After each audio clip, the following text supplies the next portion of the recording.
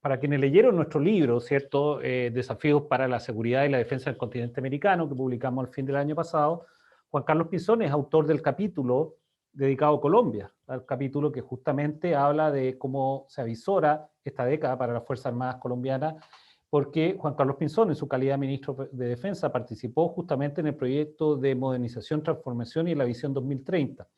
Y por otra parte, hay un dato muy interesante de Juan Carlos Pinzón, que yo lo sé porque me lo contó una vez que conversamos acá en Chile y después la última vez nos encontramos en Cartagena de Indias ahí para la firma de la paz con la FARC en el 2016.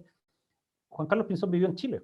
¿No? Su padre fue instructor, ¿cierto?, en la Academia de Guerra del Ejército, y eso nos contó que tuvo una muy buena experiencia y lo hace cercano a Chile. Y vamos a aprovechar su buena voluntad, su disposición para hablar de lo que está pasando en Colombia y obviamente también cómo nuestros dos países se pueden acercar. Juan Carlos, te invitamos a encender la cámara, ¿cierto?, a conectarte ahí. Muy bienvenido y bienvenido a Chile, que sabemos que te gusta mucho, así que... Hola Juan Pablo, encantado. Un honor estar allá con ustedes conectado en este Athena Lab, que entiendo es un centro de pensamiento muy importante y cada vez más influyente en América Latina. Y pues un gusto compartir con ustedes. Y bien lo dices, yo por supuesto que como todos tengo profundo amor por mi propia patria, Colombia. Tengo una gran amistad y un gran afecto por los Estados Unidos, por años de relación, estudio, vida. Pero si hay un país que para mí es importante es Chile. Viví en Chile, me encanta Chile y la relación entre Colombia y Chile es multidimensional. Tal vez tenemos fuertes diferencias cuando hay Copa América o eliminatorias, hasta ahí. Pero de resto somos casi que alineados en todo sentido. Así que un gusto estar aquí.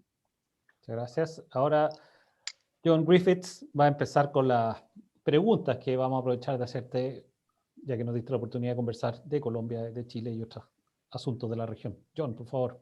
Gracias, Juan Pablo. En primer lugar, me sumo a las palabras de bienvenida para nuestro querido amigo, embajador Juan Carlos Pinzón, y contarle además que hoy día dentro del auditorio tenemos al Centro de Estudios Latinoamericanos, la Universidad de Georgetown, que también ha resuelto sumarse a esta actividad muy importante para los alumnos que estudian la realidad de la región. Así que, Juan Carlos, un cariñoso abrazo a la distancia y nuestra felicitación además por tan importante cargo en la política norteamericana como embajador en Washington. Queremos partir la ronda de preguntas con la primera pregunta, ya que Colombia se ha visto sacudida, al igual que Chile y otros lugares, por protestas violentas. Un largo paro, incluso en las últimas semanas el presidente Iván Duque fue objeto de un atentado, ya que el helicóptero en que bajaba recibió disparos. ¿Nos puedes, Juan Carlos, hacer un resumen de cuál es la situación de violencia actual hoy día en Colombia? Bueno, lo primero yo quiero hacer un disclaimer, como dicen en inglés, y es recordar que aún yo no me he posicionado como embajador de Colombia en Estados Unidos, fui designado por el presidente Duque, pero eso significa que aún no soy un funcionario y por lo mismo hablo con el carácter de simplemente ser un ciudadano que observa, que analiza la situación y no representando aún la voz oficial del gobierno de Colombia o una voz institucional. Quisiera que eso quede claro para toda nuestra audiencia.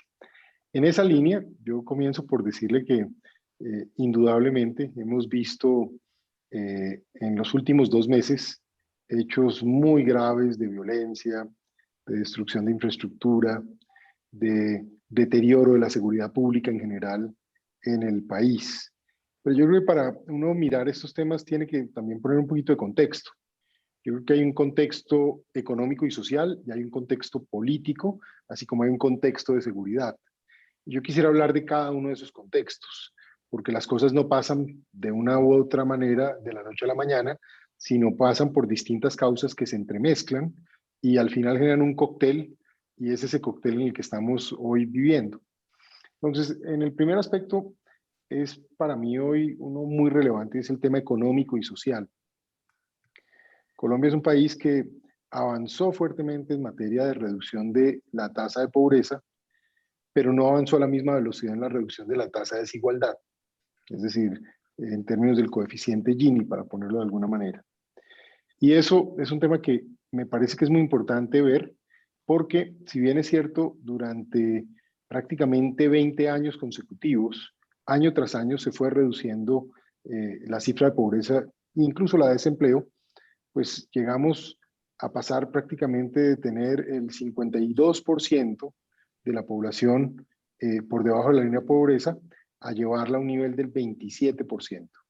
Entonces eso fue un gran logro entre esencialmente el año 2000, 2001, 2002 y el año 2019. En esa lógica, en cambio, el coeficiente Gini pasó de ser 0.57 a 0.49, es decir, se redujo, pero no a la misma velocidad. Cuando llega el tema de la pandemia, que ha afectado globalmente a todas las economías, pues en Colombia causó o sigue causando unos estragos muy serios. Pero el primero fue el efecto del año 2020, que es similar al del resto del mundo. Es el peor año de crecimiento económico en la historia. Es el peor año de déficit fiscal en la historia. Y es el año en que en un solo trimestre más creció el desempleo en toda la historia del país. En resumen, básicamente el desempleo creció en cerca de 2 millones de personas. La consecuencia de 2 millones de personas adicionales desempleadas implicó la caída por debajo de la línea de pobreza de 3,5 millones de personas. Entonces pasamos de tener un 27% de tasa de pobreza a en un solo año pasar a una tasa de pobreza del orden del 40% otra vez. Y esto es, en resumen, como haber perdido en un año 10 años de trabajo.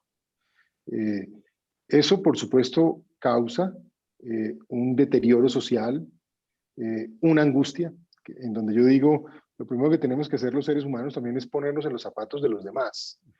Cuando hay personas que de la noche a la mañana dejan de recibir ingreso y de una u otra manera, además, en medio de una pandemia en donde hay estas cuarentenas, encierros, etcétera, pues los daños son de carácter humano, de carácter psicológico y de carácter de calidad de vida, o hasta el punto de casi llegar a situaciones de grave condición en términos de poder satisfacer necesidades básicas.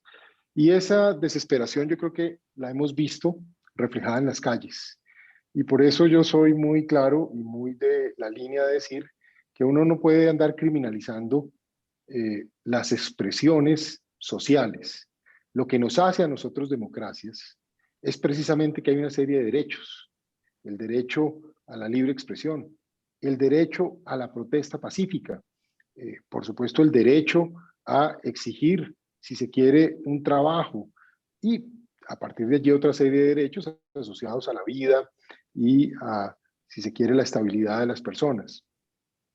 Entonces, que la gente salga y manifieste ese descontento es racional y razonable en el marco de una democracia. Yo creo que hay que partir de ese primer punto de contexto para entender esta situación. Pero decía que al lado de este contexto hay otros contextos, uno político y otro de seguridad. El contexto político yo creo que tiene en Colombia un tema muy cierto, y es que Colombia logró tener un consenso básicamente en los primeros 15 años del siglo XXI. Y ese consenso fue muy productivo para la sociedad colombiana. El consenso fue sobre un tema, la seguridad. Los colombianos fueron tan gravemente afectados a final de la década de los 90 por la violencia. Recuerden, Colombia llegó a tener la tasa de homicidios más alta del mundo, no de América Latina, del mundo. Para el año 96, 97, Colombia era un país de 32.000 homicidios al año, con una tasa de homicidios superior al 80 por 100.000 habitantes. Entonces, ese deterioro, los hechos de violencia, la captura del narcotráfico, incluso hasta los grupos armados que se trasladaron a convertirse en bandas narcoterroristas, la penetración de ese negocio en la política, que incluso llevó a que en el año 1994 al 98 un presidente colombiano fuera elegido por un cártel de la droga y hasta ese presidente perdiera la visa a los Estados Unidos. Pues son hechos simplemente que reflejan el grave deterioro que vivió Colombia y prácticamente el riesgo que tuvo de dejar de ser una nación unitaria como la conocemos hoy. Eso gestó ese consenso de la seguridad que fue muy efectivo, que prácticamente duró entre el año 2000 y el año 2015. En paralelo ahí hay un tema que es muy importante y es la profundización de la cooperación con los Estados Unidos a través del reconocido y famoso Plan Colombia, que ayudó a fortalecer las Fuerzas Armadas, la justicia y los estándares profesionales en defensa de derechos humanos y, si se quiere, en protección de los mismos en materia profesional de nuestras fuerzas militares y de nuestra Policía Nacional.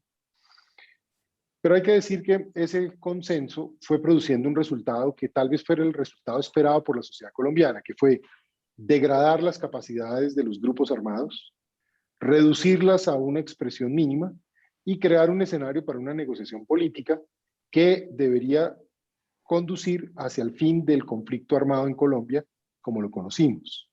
Buena parte de esto se materializó y así a partir del 2012 comienza una negociación política que busca básicamente construir a través de un acuerdo un escenario de paz con el grupo mayoritario, en este caso las FARC, de manera tal que de alguna manera se dejara este tema atrás. Pero desafortunadamente el acuerdo generó una división profunda en la sociedad colombiana, rompió el consenso de la seguridad y en consecuencia pues se han presentado hechos que hoy son parte del debate público en Colombia. Uno, la idea de impunidad general para crímenes de lesa humanidad por parte de miembros del grupo terrorista FARC, el exceso de beneficios en términos de incluso ser el único congreso del mundo que tiene criminales de lesa humanidad sentados con curules, básicamente con todos los derechos de voto, y indudablemente la idea que comienza prácticamente un debate sobre el contenido de la verdad, sobre qué fue lo que pasó, qué es lo cierto, qué no es lo cierto. No voy a desarrollar esa tesis en este momento, pero es parte de lo que se está pasando. En esa línea hay un hecho político que no es menor, y es que el gobierno del presidente Santos se comprometió con Colombia de llevar esos acuerdos a un plebiscito y se comprometió públicamente a acoger el resultado de ese plebiscito. Y aunque nadie lo esperaba, lo cierto es que ese plebiscito fue, básicamente rechazó los acuerdos en los contenidos que tenía. Y yo aquí quiero dar una opinión franca. Yo no creo que en Colombia nadie esté en contra de la paz, porque aquí sí que la hemos necesitado, es lo que no hemos tenido, es lo que soñamos tener. Pero en lo que sí había gran diferencia era en hasta dónde se otorgaban beneficios en contra, si se quiere, de las mismas víctimas de los grupos armados y hasta dónde se les daban beneficios políticos, si se quiere, poniéndolos por encima incluso a los victimarios de las víctimas. Y de alguna manera, prácticamente es alterar el curso para poner a las Fuerzas Armadas más bien como los victimarios en este escenario. Y por supuesto ese debate, para serles honesto, está abierto. Pero además, como ese plebiscito, a través de un mecanismo democrático, señaló un resultado adverso al acuerdo, pues lo que ocurrió, en lugar de crear una nueva negociación o una revisión de la negociación, fue básicamente la implementación de esos acuerdos a través de un modelo que solo ha aplicado una vez en la historia de Colombia, llamado Fast Track, que fue básicamente modificar la Constitución y el cuerpo de la Constitución sin pasar por un proceso legislativo normal. Entonces eso genera un contexto político de gran controversia en Colombia, que no era lo que habíamos vivido en los 15 años anteriores y que se ha ido generando un deterioro en esa conversación, incluso independientemente de si alguien está en un sector o en otro, o quiere incluso pararse en un lugar intermedio, prácticamente cualquier colombiano reconocería que hoy hay una fricción que no ha terminado alrededor de este tema. Y entonces ese contexto, de alguna manera también ha hecho que en el marco de estas protestas, que ya expliqué su legitimidad general, pues obviamente también haya, digamos, como unos factores de fricción sobre cómo se interpretan esas protestas. Y algunos, por ejemplo, dicen, esas protestas también son la expresión de que no se implementaron los acuerdos de paz. Pero hay otros sectores que dicen, bueno, pero esas protestas de alguna manera tampoco pueden exigir cosas que no corresponden a la realidad. Y ahí está un poco ese debate que yo creo que está abierto y forma parte de esto. En esa línea yo creo que también hay que entrar en otro elemento que prácticamente se conecta muy rápido con el tercer contexto, que es el de la seguridad. Y en ese contexto de la seguridad resulta que por la vieja tradición colombiana de la violencia que hemos tenido, los grupos armados han contado con estructuras de guerrilla urbana clandestina, básicamente grupos terroristas que han realizado terrorismo de baja intensidad y han aprovechado esa protesta legítima, esa expresión justa de millones de colombianos que están hoy necesitando una atención económica y social, y donde seguramente tendremos que acelerar esfuerzos que ya el gobierno viene haciendo, pero que seguramente hay que incrementar y multiplicar para la estabilidad de la sociedad como un todo. Pero a diferencia de otros países, estas células se infiltran en esto y tienen como objetivo hacer hechos de violencia provocada, buscando, por un lado, que la fuerza pública reaccione y que esa reacción de la fuerza pública se vea como desproporcionada o, en efecto, digamos, cumple incluso el objetivo de victimizar personas que están dentro de la protesta. Y esto obviamente hace que el escenario se vuelva muy complejo, porque en paralelo, entonces no solo hay una actividad legítima en materia de nuestra democracia, sino una actividad totalmente ilegal y ilegítima, digamos, penetrando y contaminando el ambiente. De eso, además, hoy se lucran sectores políticos que algunos vienen de formar parte de grupos armados y que de alguna manera no olvidan la vieja tesis de todas las formas de lucha, en donde obviamente están buscando el momento culminante de una revolución, comillas, a partir de la desgracia social, a partir de las necesidades de la gente, pero a eso le combinan hechos de comunicación que de alguna manera busca crear provocación y desinformación, mezclado con hechos de violencia, calculada a través de este tipo de estructuras de violencia urbana que ya existen, o de grupos delincuenciales comunes y corrientes que de alguna manera han venido siendo contratados, financiados, para que participen de los hechos de violencia en materia de destrucción de infraestructura física, del sistema de transporte público o el bloqueo de vías para ponerle más presión, obviamente, a la situación. En el contexto de la seguridad hay tres cosas que me parece importante decir. Lo primero, desafortunadamente las decisiones que se tomaron en materia de lucha contra el narcotráfico como concesiones a las FARC han sido un rotundo fracaso, porque en lugar de reducir el negocio del narcotráfico, hoy ese negocio es 5 veces lo que era en el año 2016. Y por lo mismo, lo que significa es que hay una cantidad de dinero que está fortaleciendo organizaciones criminales de distintos brazaletes y colores, las mismas FARC, el mismo ELN, uno que se llama el Clan del Golfo, y otro tipo de estructuras que simplemente son criminales, beneficiándose obviamente de esta situación. Y el otro elemento es el tema del oro y del coltan, un mineral pesado que se produce en el oriente, que de alguna manera viene siendo producido de manera ilegal, pero que también entra a ser parte de la financiación de la organización criminal en Colombia.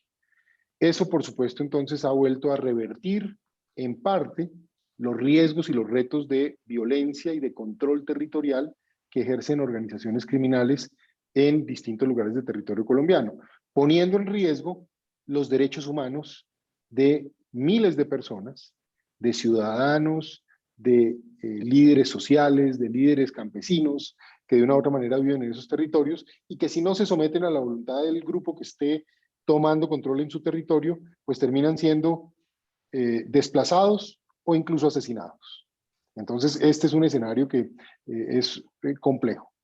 Además de las economías ilícitas, criminales que acabo de describir, hay también una realidad práctica y es que uno de los grandes errores posiblemente de la forma como se abordaron los acuerdos a partir del 2016 es que el gobierno de esa época no fortaleció las Fuerzas Armadas ni las adaptó para tomar el control territorial de las áreas que se despejaban, sino al contrario redujo su tamaño, redujo su presupuesto y se redujeron sus capacidades.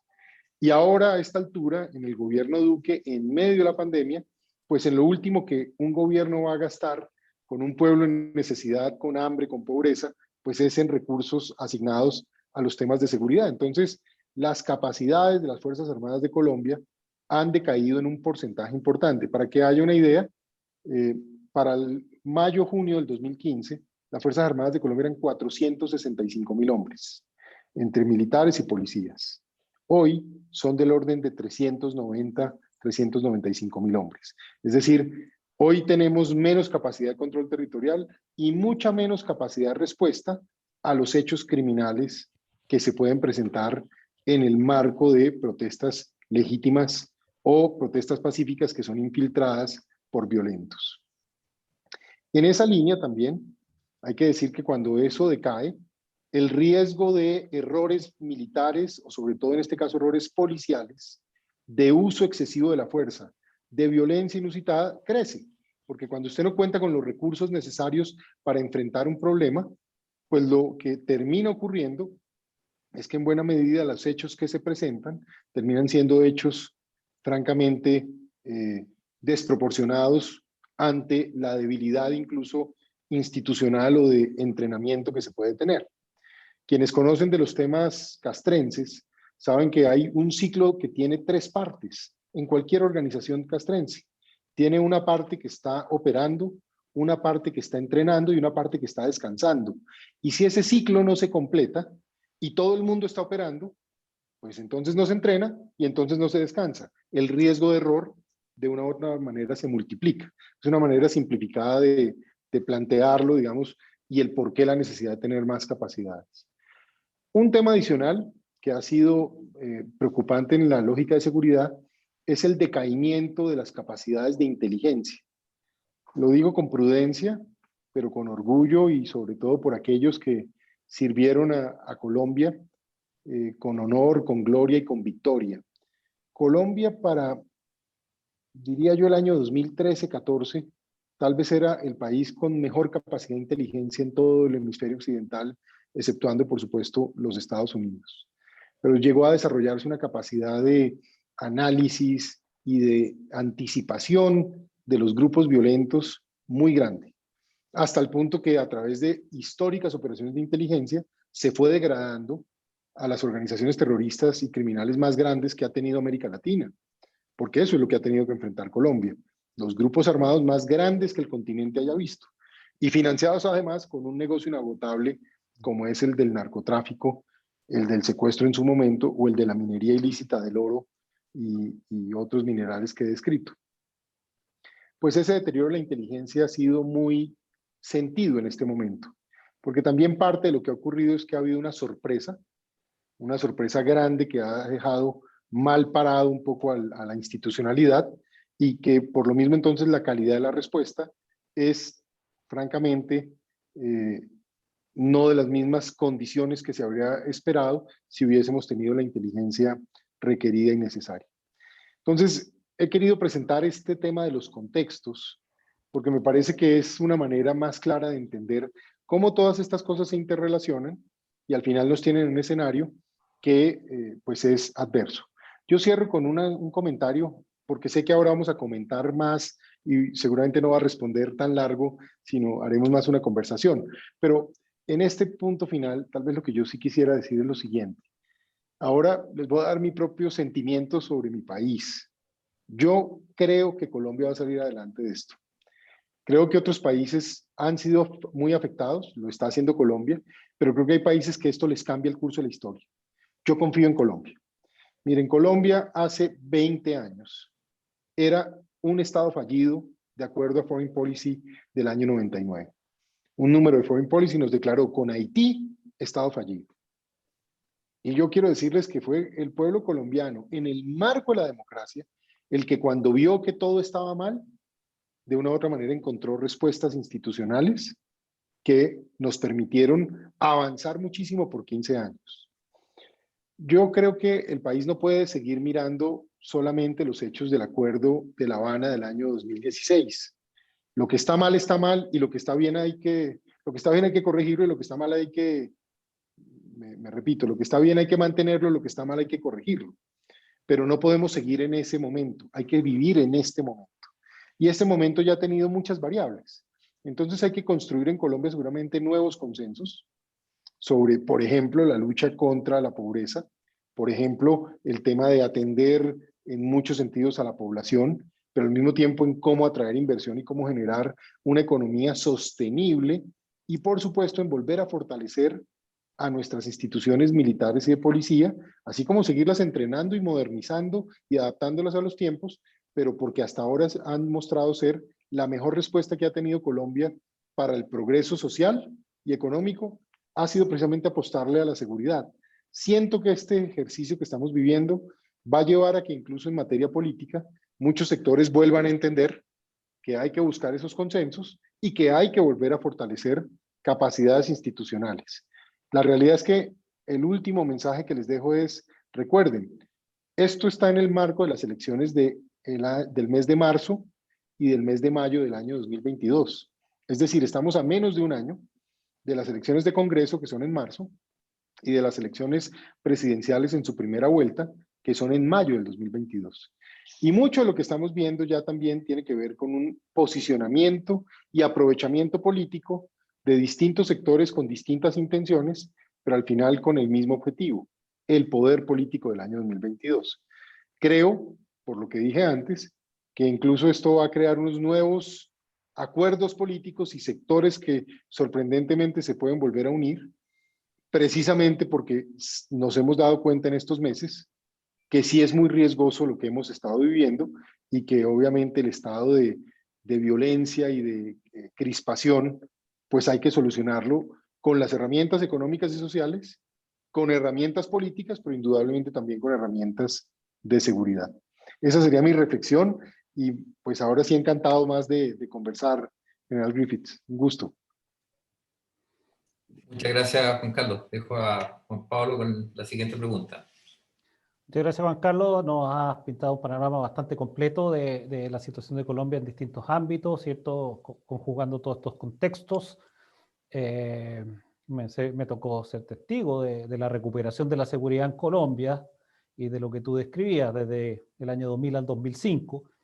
Y me tengo claro que ustedes saben cómo recuperar la seguridad y dentro de lo que tú mencionabas, hablabas, por ejemplo, de una guerrilla urbana de baja intensidad que se infiltra en las protestas, hablabas también de grupos criminales que son contratados o subcontratados para, cierto, crear más daño. Un ataque, a mí me llamó mucho la atención las protestas, los ataques contra unas estaciones de policía pequeñas que hay en la mayoría de los barrios en las ciudades colombianas, que se llaman CAI, ¿cierto? Fue algo bastante inusual y coordinado. Entonces, quería preguntarte por tu experiencia como ministro de Defensa, viceministro de Defensa, ¿cómo se puede recuperar, ¿cierto?, la seguridad en estos contextos que son tan complejos, donde cuesta tanto diferenciar quién está infiltrado, quién no está infiltrado, quién tiene una agenda legítima propia de la protesta pacífica, ¿cierto?, que la diferenciamos, y quién tiene una agenda totalmente disruptiva y violenta y contamina lo otro.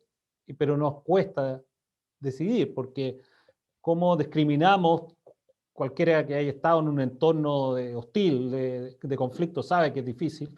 Entonces, ¿cómo lo hacemos? Porque, bueno, para los oyentes, todavía la policía en Colombia está bajo el Ministerio de Defensa. Entonces, nuestro opositor tuvo a cargo la policía y una policía que tiene más de 200.000 hombres, ¿cierto? En armas y está en todo el territorio.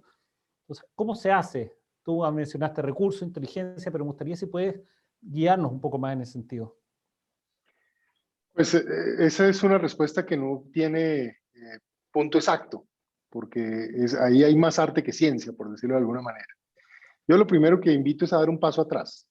Hay que dar un paso atrás para poder mirar el panorama como está.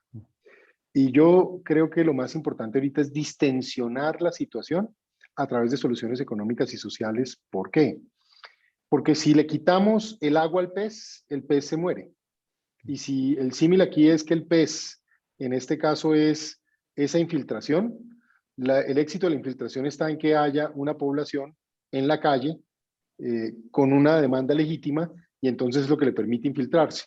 Pero si esa gente ya no tiene una razón para salir a la calle porque empieza a sentir que sus demandas y sus necesidades están siendo atendidas y que poco a poco se le inyectan recursos a las familias en más necesidad, se le inyectan oportunidades de empleo a los jóvenes que no están teniendo empleo, pues eso le va quitando ese espacio a esos violentos.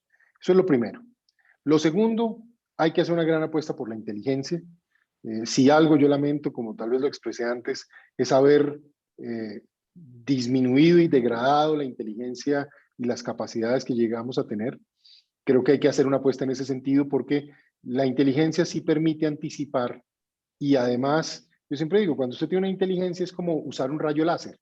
Cuando usted no tiene inteligencia es como usar una escopeta en regadera, que es decir, dispara para cualquier lado y lo que hace es incluso es afectar ciudadanos, para decirlo de alguna manera. En cambio, cuando usted tiene un láser, realmente afecta a esa célula que tiene intenciones criminales y anticipa su comportamiento. Entonces yo creo que ahí hay que hacer una apuesta otra vez muy fuerte y muy dura. Lo tercero, indudablemente, lo dije antes, hay que volver a fortalecer a las Fuerzas Armadas en Colombia. En el caso militar, para que hagan presencia en los territorios apartados que han vuelto a retomar control grupos armados. Esa presencia debe ser permanente y hay que retomar parte de esas capacidades. Y en el caso de pueblos y ciudades, con un fortalecimiento policial, pero con un entrenamiento muy comunitario, muy afiliado a la atención a la necesidad de esa ciudadanía, pero que en un país que todavía tiene narcotráfico, bandas armadas, estructuras criminales que son más grandes que las de cualquier otro país en América Latina, por ejemplo, pues sí se demanda una presencia activa que también no solo le preste un servicio comunitario a la ciudadanía, sino ofrezca una respuesta disuasiva frente a los violentos, que sea altamente protectiva de la ciudadanía. Ahí tal vez hay un trabajo político que hacer y es cómo también recuperar confianza entre los sectores que se han sentido agredidos por los excesos de la Fuerza Armada en relación con esas instituciones. Y ahí hay que hacer un esfuerzo de entrenamiento, modernización y acercamiento de las instituciones armadas a esas comunidades, me refiero a la policía, como un mecanismo de protección. Pero Colombia tiene un reto muy grande que no desarrollé en detalle antes y que creo que es vital en este punto. La idea de impunidad o la sensación de mala calidad en la justicia. Ese es un reto muy grande que tiene hoy el país porque cuando estábamos en la fase más violenta del conflicto armado, siempre argumentábamos lo siguiente, que en esa fase teníamos una preeminencia militar, pero que en la fase de posconflicto y paz habría una preeminencia de la justicia. Entonces, cuando estábamos en la fase de conflicto, pues nuestra intención era desarticular y destruir las estructuras criminales en el marco de la Constitución, la ley y el derecho internacional humanitario. Pero todo eso buscaba un fin, y era que el sistema democrático a través de la justicia operara para que al final quien cometiera un delito, independientemente de quién fuera el ciudadano, reciba las consecuencias o el castigo por sus actos. ¿Qué está pasando hoy? Hay la idea de una impunidad creciente. Hay impunidad en crímenes de lesa humanidad. Hay impunidad en casos de corrupción. Y hay impunidad en delitos comunes. Entonces casi que se ha vuelto un poco la costumbre y la sensación de que un individuo que decide prenderle fuego a un bus urbano o destruir un camión o entrar y destruir un comercio con un artefacto explosivo de baja intensidad, pues no tiene riesgo, no le pasa nada, no hay consecuencias. Entonces ahí es muy importante que en el contrato social que tiene que tener una democracia, el balance está en básicamente los derechos y las libertades, pero asociado a un sistema de deberes que está muy bien representado en términos de la acción judicial. Eso es algo que no tenemos hoy y que está volviéndose un tema de discusión y que yo creo que va a ser fundamental. En ese espectro incluso hay un debate que no es menor y es la idea de politización de instituciones. Es decir, que empieza a haber un problema de credibilidad, de que ciertas instituciones cuando emiten sus fallos o emiten sus sentencias o emiten sus apreciaciones, no lo hagan desde una óptica objetiva institucional, sino lo hagan a la luz de una versión ideológica o política que favorece a un sector o a otro. Eso es un tema en donde también creo que tenemos que trabajar, y pues yo hoy no sigo en detalle lo que está pasando en Chile, pero tengo la impresión de que algo de eso también debe formar parte de la conversación y que empieza a ser un reto institucional en general en el que estamos las democracias hoy muy involucradas. Cierro con un tema, y es el tema de las redes sociales. Y lo que voy a decir ahora no es una afirmación, sino es tal vez una pregunta. Y la pregunta es si las democracias pueden, digamos, desarrollarse como las conocemos en un ámbito de unos sistemas de comunicación en donde emitir información falsa o desinformar o decir verdades a medias, incluso con lenguaje violento, no tiene consecuencias. Y ese es un tema que no es de Colombia, no es de Chile, no es de los Estados Unidos, no es de España, no es del Reino Unido, es de las democracias liberales occidentales como las conocemos. Y esto no está pasando en Colombia, sino, insisto, en todas partes.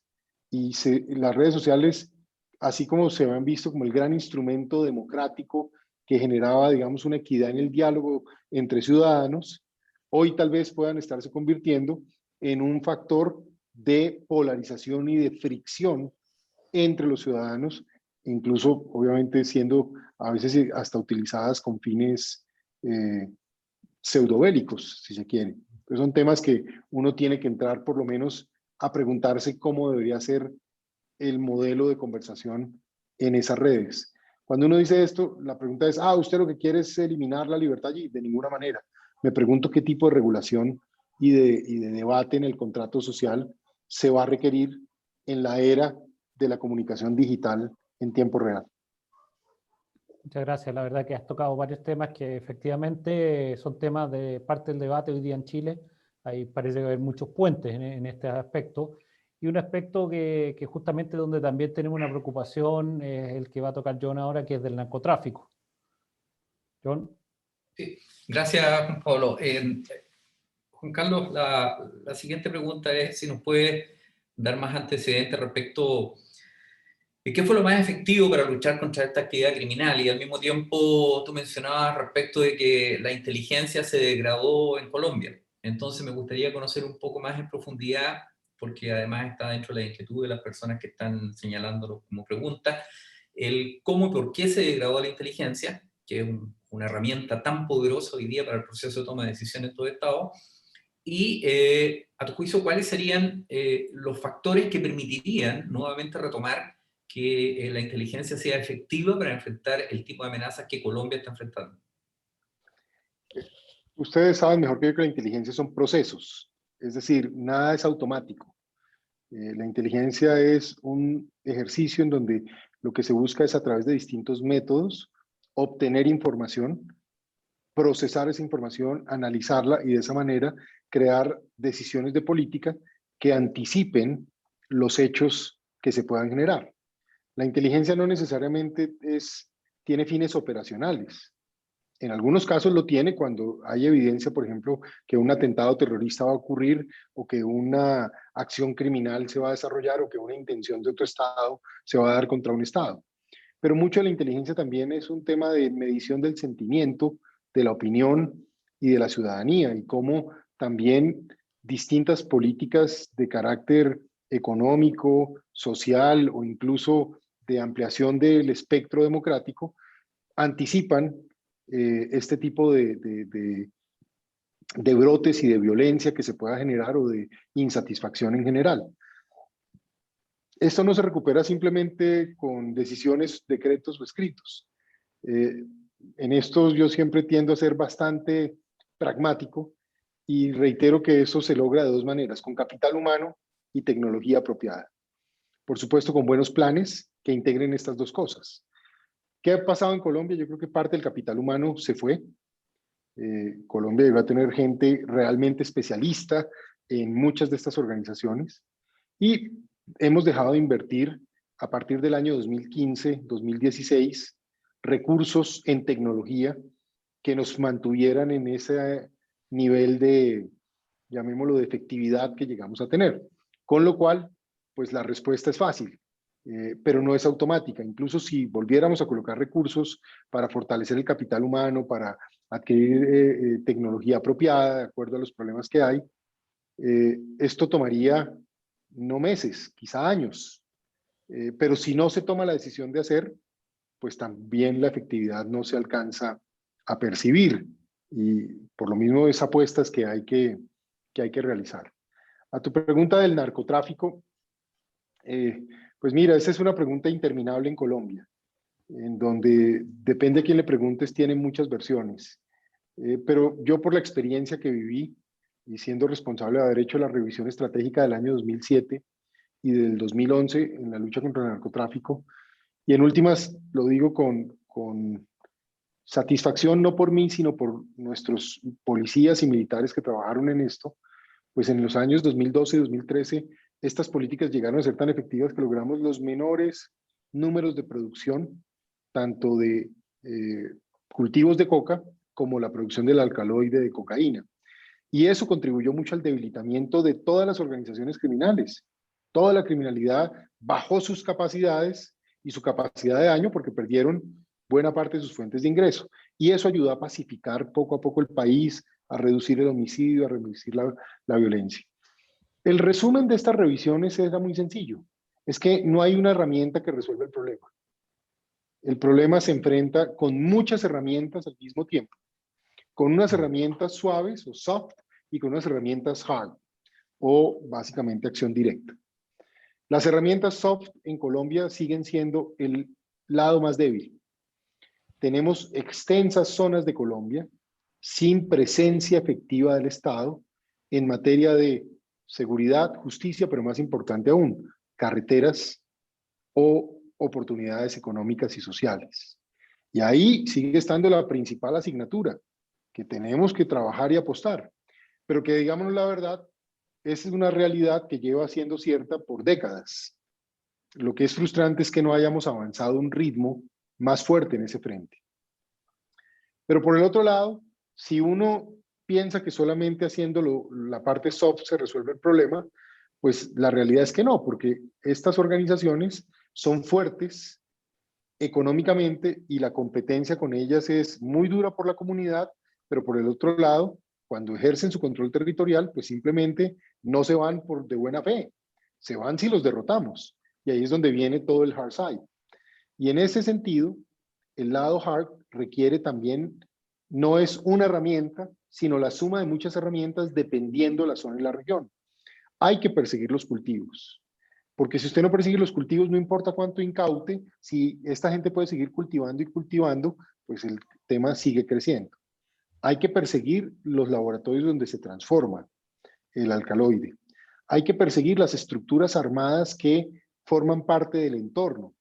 Hay que perseguir el transporte del alcaloide, sea en el mar, sea en el aire o sea por tierra. Hay que hacer todo el modelo de interdicción. Hay que, además, en este escenario, tener en cuenta que el medio ambiente es el que está más en riesgo por cuenta de los negocios criminales del narcotráfico y la minería ilícita. Y que cuando en el siglo XXI hay gente que defiende el medio ambiente, debería ser altamente antinegocios criminales, porque no hay nada que dañe más la Amazonía colombiana que precisamente el negocio del narcotráfico, que es deforestador, o que el negocio de la minería ilícita del oro, que lo que hace es destruir las cuencas de los ríos a borde de orilla, si se quiere, a borde de playa, como dicen algunos. Entonces, la realidad es que ahí hay que hacer un esfuerzo muy grande. Y por supuesto, hay que hacer enormes esfuerzos en el tema del lavado de activos.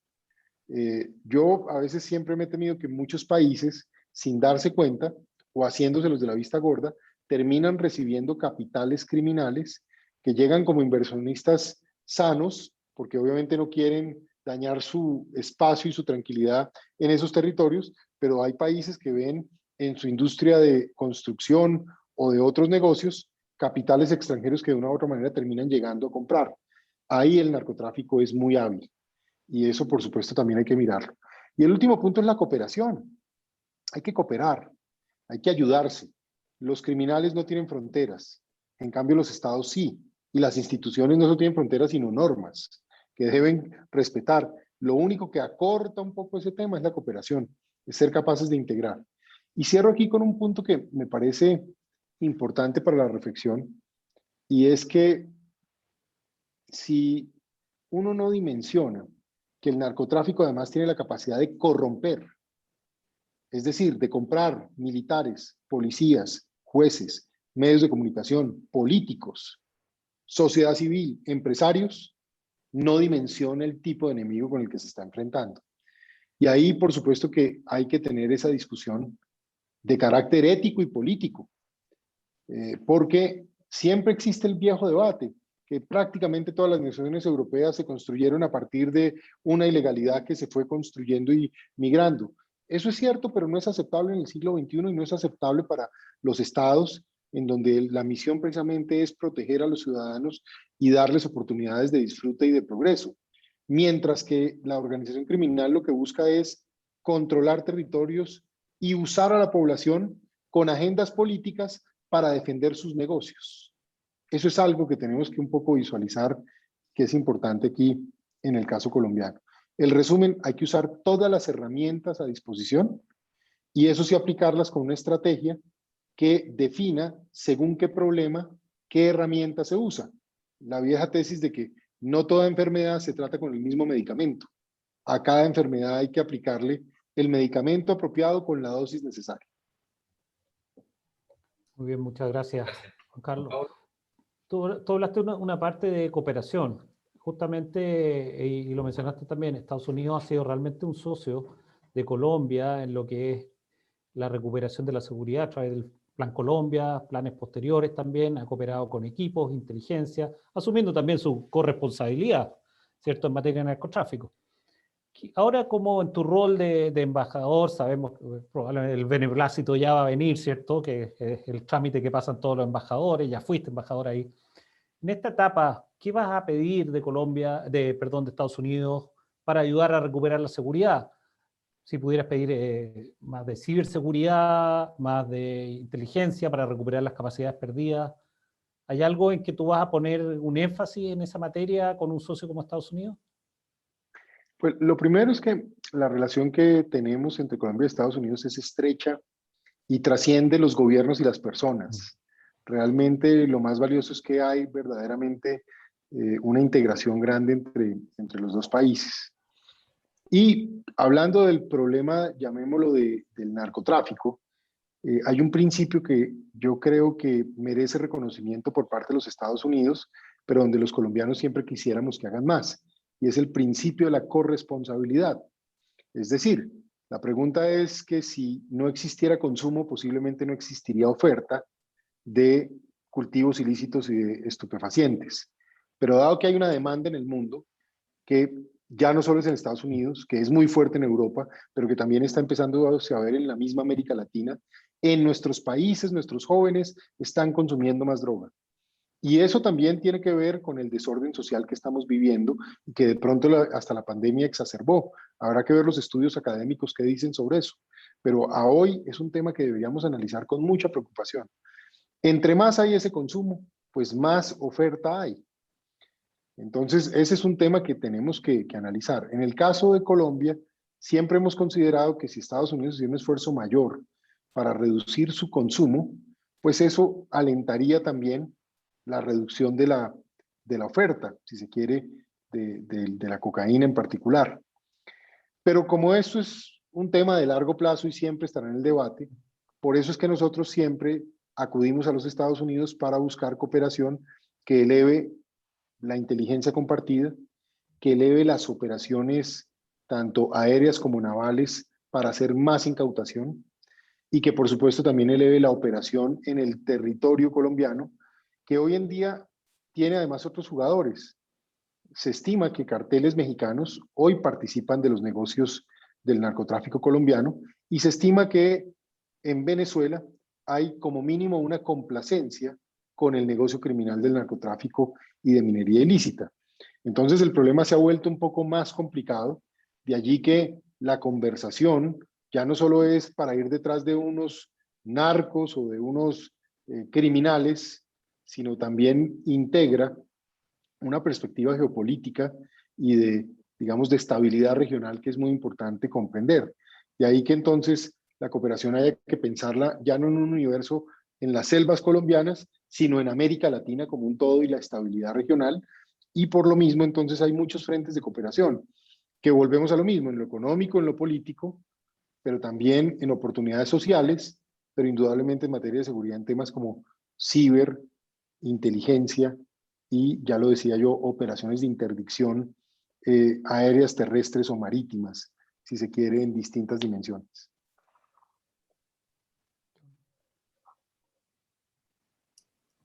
Perfecto. Dentro de las preguntas, Juan Carlos, tenemos una que se refiere a Venezuela como actor y como factor de una u otra forma que afecta a la seguridad en la región, sobre todo en esta crisis que estamos viviendo hoy día, que ha producido al menos una ola migratoria al resto de los países. ¿Cuáles son los aspectos que desde Colombia se observan como principales temas de seguridad en la relación con Venezuela y el impacto que está teniendo no solo para Colombia, sino que para toda la región? Pues se ha convertido cada vez en un reto más complejo y con más variables en juego. Por un lado, el hecho que grupos terroristas colombianos vivan tranquila y cómodamente en territorio venezolano es un tema que lleva ya más de una década y que es muy preocupante. No solo preocupante para Colombia, sino preocupante para la misma población de Venezuela. Hoy muchas veces somos más solidarios con los venezolanos víctimas de grupos terroristas colombianos que cualquier otra cosa. Entonces ese es un tema, el hecho de que allí tenga una retaguardia estratégica, un safe haven o un santuario, como se llama en el lenguaje de los estudios sobre seguridad, pues es un hecho que preocupa mucho y que obviamente genera inestabilidad y violencia. Segundo, los negocios criminales.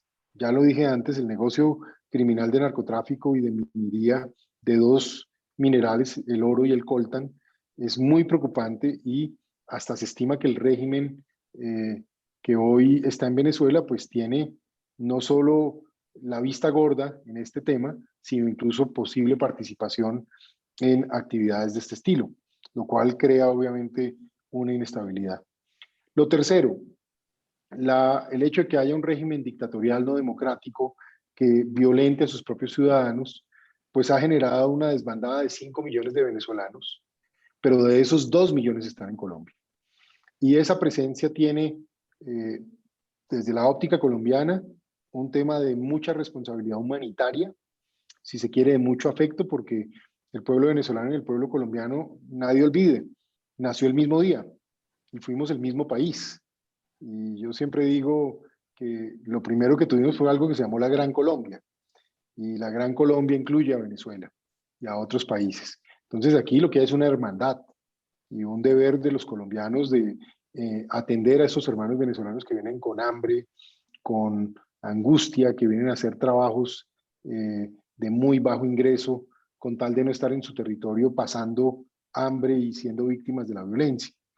Pero por supuesto que esa violación de derechos humanos trae a Colombia a esta población que, insisto, se atiende con mucho interés, con mucho sentido humanitario, en donde hay un régimen además especial temporal de inmigración que se les ofreció, que creo que es muy importante, pero al mismo tiempo viene con las consecuencias económicas y sociales para Colombia. Por un lado, más población para atender, así sea más mano de obra que pueda ayudar, pero es más población que compite por más trabajos y que de alguna manera genera estas tensiones. Segundo, más población que demanda soluciones en materia de salud, en materia de educación, en materia de vivienda, en un país que ya de por sí tiene un déficit en muchos de estos aspectos. Y tercero, obviamente, el tema enfocado en seguridad en dos dimensiones. Uno, estructuras que se convierten en bandas criminales por búsqueda de alimentos, si se quiere, o simplemente porque forman parte de cadenas criminales más grandes. O lo otro, el hecho que a través de esta inmigración se trate de enviar agentes externos con fines de inteligencia o con fines de, si se quiere, manipulación violenta de incluso las actividades democráticas de protesta. Entonces, estos son temas que se han venido viendo y analizando y que por supuesto son retos muy complicados. Por eso a ningún país en el mundo le interesa más y quisiera ver más una Venezuela próspera y democrática que Colombia. Es lo que más quisiéramos ver. porque por supuesto que no solo nos beneficia por ser un país vecino y hermano, pero por el otro lado porque seguramente muchos de estos problemas que he mencionado aminorarían su efecto sobre Colombia y su población. Gracias. Quería preguntarte ahora unos temas de Chile ya para ir concluyendo. No sé si estás familiarizado con la situación de la Araucanía o cuando vivías acá en Chile te tocó ir a unas partes del sur de Chile, pero en esta parte de Chile, del sur, nuestras fuerzas policiales, empresarios forestales y ciudadanos, ¿cierto?, de bien que están trabajando ahí, están siendo objeto de ataques que incluyen disparos, corte de rutas, incendios, ¿cierto?, les queman las casas, las maquinarias forestales y todo lo que permite, ¿cierto?, subsistir. Y esto alguna gente lo llama a hablar de unos pequeños grupos armados que actúan como guerrillas o como protoguerrillas, porque no tienen la escala de lo que hacía la FARC y el ELN, ¿cierto? Pero, dado tu experiencia, te queremos preguntar, ¿cómo se puede empezar a desarticular en forma efectiva a estos pequeños grupos, ¿cierto?, que apuestan por la violencia y que obviamente no es toda la gente que vive en la zona, pero que representan finalmente un problema y un riesgo a la seguridad y causan muertes? Pues como todo problema de ese carácter, yo siempre digo, vamos por partes. Lo primero, hay que separar a la población de quien está en pie de violencia. Y la manera de hacerlo indudablemente pasa por esas discusiones de qué es una solución social para esas personas, qué es lo que aspiran, qué necesitan esas comunidades para deslindarse de los provocadores o de los ideólogos de la violencia. Lo segundo, inteligencia de gran calidad, porque lo que sí es importante es no afectar a la población mapuche, es afectar al violento, es desarmar o desactivar al que está dispuesto a usar la violencia. La población mapuche es de lo más importante para la historia de Chile y considero que incluso hay es que exaltar su presencia y su existencia ancestral. Pero lo que no se puede aceptar y permitir es precisamente aquellos agentes violentos. Entonces, esa combinación es la que hay que estructurar. Hace unos días hablaba con algunos empresarios de la Araucanía, que me invitaron a una conversación sobre precisamente qué cosas se nos podían ocurrir o qué consejos podíamos dar. Y al final yo les decía, hombre, esa zona es una zona de Chile no solo hermosa, sino muy productiva. Allá están grandes negocios madereros, hay buenos negocios de turismo que seguramente este año pues han estado afectados por la pandemia, pero que ya llegará su momento de reanimarse. Y yo creo que lo que hay que hacer es unos planes de desarrollo con los empresarios, no solo los gobiernos, porque el problema de los gobiernos es que todos los gobiernos pasan. Ese es un tema de las realidades democráticas, y cuando los gobiernos pasan, la gente vuelve y retoma ideas viejas o ideas nuevas, pero en últimas no hay estabilidad. Si los empresarios se unen y hacen un plan de desarrollo sostenido e incluso financiado en buena medida por el empresariado, pues eso va a empezar a tener un impacto social y la misma comunidad va a empezar a ver unas respuestas y unos efectos que les pueden convenir. Y eso facilita la acción decidida contra quien haga uso de la violencia. Y ahí hay que ser muy determinados y pues muy decididos para precisamente mostrar el ejemplo de la consecuencia de quien pasa la violencia como herramienta. ¿No? Perfecto. Bueno, es cierto que el tiempo ya se nos aproxima, pero no queremos finalizar sin una última pregunta, Juan Carlos, como muy buen conocedor de nuestra realidad nacional. ¿Cuáles, a tu juicio, son los aspectos en que Chile y Colombia pueden cooperar más? ¿Dónde están las áreas donde podemos articular una efectiva cooperación para poder enfrentar los problemas transnacionales que requieren respuestas multilaterales, por cierto? Yo pues siento que la cooperación entre Chile y Colombia es enorme, en muchos frentes, y no es nueva. Además, yo creo que ha tenido distintos niveles y capas a través del tiempo. Sin embargo, indudablemente, entre más intercambio de inteligencia haya en materia de grupos violentos, en materia de economías criminales o ilícitas, ahí se abre una cantidad de actividades que pasan de la cooperación incluso a la operacionalización de la cooperación. Y creo que eso es importante a través del tiempo, cómo lograr que ya no solo las conversaciones amables y el entrenamiento común que a veces hemos compartido se dé, sino cómo al final podemos incluso pensar en eso, cómo termina en operaciones binacionales que contribuyan, digamos, a esa seguridad y estabilidad. Por el otro lado, yo creo que estamos en un momento de hacer ejercicios de lecciones aprendidas entre los países, porque lo que ustedes han pasado es una cosa inédita y muy difícil, y lo que Colombia ha venido pasando también es inédito y difícil. Y seguro vamos a encontrar muchas lecciones aprendidas, la mayor parte van a ser puntos en común, que nos deben dar respuestas conjuntas, y otras van a ser sorpresas que quizá más tarde que temprano en un lado o en otro vamos a terminar sintiendo.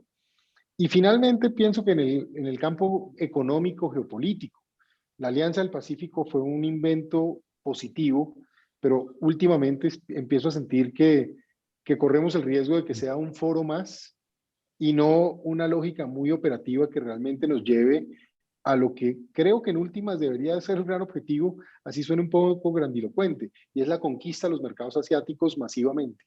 Porque esa conquista de esos mercados, de los grandes mercados asiáticos que tienen miles de millones de personas, la India, la China, Indonesia, Malasia, entre otros, donde está el 60% de la población mundial, pues nos permitiría en buena medida también generar empleos y generar soluciones que sigan contribuyendo un poco a la equidad social, que tal vez es lo que en últimas hay que escuchar los gritos de la población, nos está reclamando a todos. Pero como eso no se resuelve por decreto o simplemente por artículos constitucionales, lo digo con respeto, las soluciones reales están en fuentes de ingreso que transformen la vida de las personas. Entonces, ahí, por ejemplo, hay una verdadera agenda que en otro momento es una agenda de comercio y de empresarios. Yo creo que hoy es la mejor agenda social de todas. Es la generación de riqueza y de empleo en nuestros países la gran respuesta. Y una riqueza más equitativa y un empleo con mejores ingresos para más gente. Muchas gracias, Juan Carlos. Y con esta respuesta final ya damos, ¿cierto?, con John término a este webinar. Queremos agradecerle a todos quienes se conectaron, por supuesto, y a nuestro panelista, junto con desearle mucha suerte en Estados Unidos, donde sabemos le va a ir bien, sabemos que tiene muchos conocidos, y un conocido de él es, por supuesto, el almirante James Stavridis, que fue jefe del Comando Sur, y con quién vamos a conversar el próximo 3 de agosto, a las 9:30 de la mañana. Él acaba de sacar un libro, 2034, donde avisora la guerra al futuro. Pero también conoce mucho nuestra región. Estuvo, ¿cierto, Juan Carlos, muchas veces en Colombia, es un gran amigo de esta región.